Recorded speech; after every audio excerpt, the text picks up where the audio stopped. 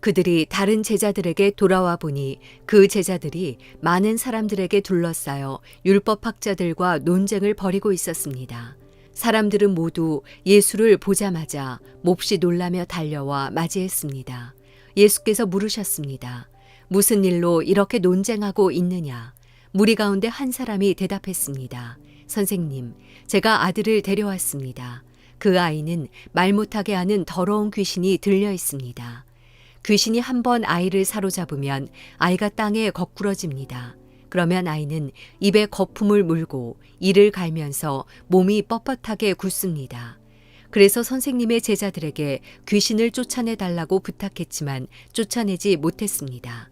예수께서 말씀하셨습니다. 이 믿음 없는 세대야, 내가 언제까지 너희와 함께 있어야 하겠느냐? 내가 언제까지 너희에게 참아야 하겠느냐? 아이를 데려오라. 그러자 그들이 아이를 예수께 데려왔습니다. 더러운 귀신은 예수를 보더니 곧 아이의 몸에 경련을 일으켰습니다.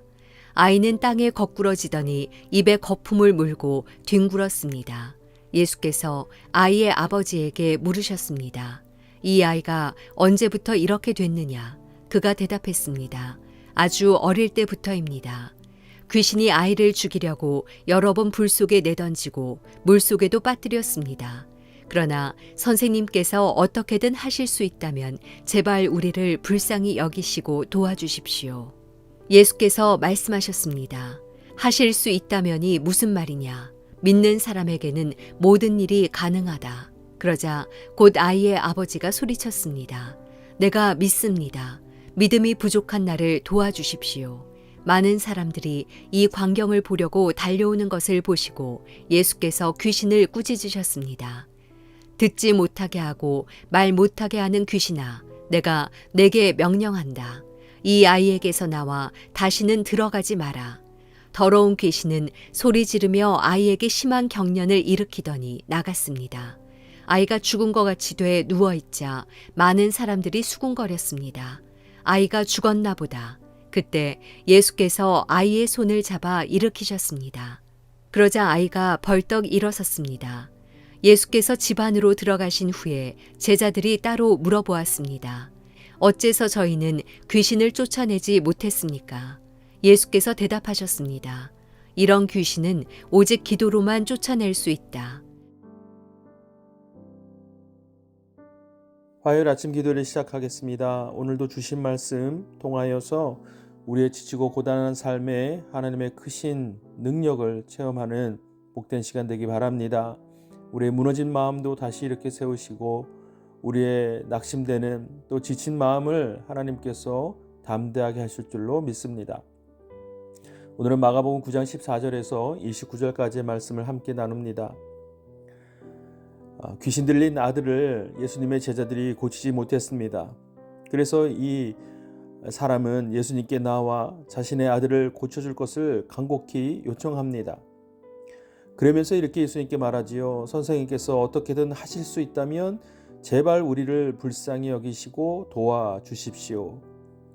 이에 대해 예수님께서 하신 말씀 우리가 너무나도 잘 알고 있는 말씀입니다. 하실 수 있다면이 무슨 말이냐? 믿는 사람에게는 모든 일이 가능하다. 믿는 자에게는 능치못함이 없으리라 말씀하신 이 말씀이 과연 현대를 살아가고 있는 우리들의 삶 속에서 주시는 메시지가 무엇일까요?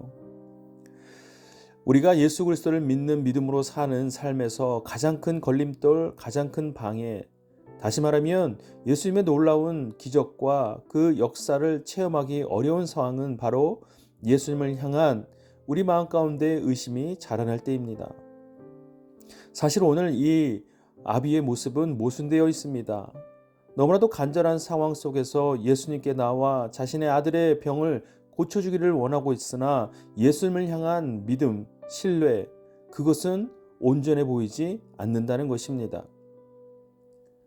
사랑하는 여러분, 생각해 보십시오. 우리가 어떤 간절한 일이 있을 때에 사실 우리 마음 가운데 의심이 있다 할지라도 온전히 그것을 붙들고 매달리지 않습니까? 그러나 이 아비의 마음 가운데는 그런 온전한 믿음이 없었던 것입니다. 그러니 예수님께서는 하실 수 있다면이 무슨 말이냐라고 반문하시는 것이죠. 우리는 마음 한편으로는 예수님을 믿는다고 하면서 예수님을 향한 의심의 마음이 다른 한편에 자리 잡고 있지 않은지 돌아봐야 할 것입니다. 그러한 우리의 이중적인 모습, 양분되는 모습을 통해서 우리가 하나님의 놀라운 역사를 체험하지 못하게 된다는 사실을 꼭 기억하십시오. 믿음이라는 것은 온전한 바람입니다. 믿음이라는 것은 우리 마음 가운데 있는 의심을 거부하는 것, 부정하는 것, 그리고 내버리는 일입니다. 어찌 믿음과 의심이 함께 갈 수 있겠습니까? 사랑하는 여러분, 이 아침에 주신 말씀을 통해서 우리는 다시 한번 하나님을 향한 그 굳건한 믿음을 다시금 보여드리고, 우리 믿음이 불완전하고 또 연약해졌을 때에는 하나님 앞에 나아가 굳건한 믿음을 달라고 기도해야 할 것입니다. 우리는 연약하지만 하나님을 향한 그 굳은 믿음을 가지고 우리에게 허락하신 이 삶을 정말 승리하는 삶으로, 하나님이 기뻐하시는 삶으로 살아갈 줄로 믿습니다. 되면 되고 안 되면 그만이다 라는 식의 믿음의 표현이 아닌, 온전히 믿습니다, 신뢰합니다, 온전히 하나님만 붙들고 의지합니다. 그러한 믿음의 모습으로 하나님과 동행하며 사는 귀하고 복된 날이 되기를 주님의 이름으로 축복합니다. 이 시간 오늘 본문을 두고 우리가 깊이 묵상합시다. 그리고 여러분에게 주시는 하나님의 귀한 메시지를 붙들고 오늘을 의탁하며 함께 기도하는 시간 갖도록 하겠습니다.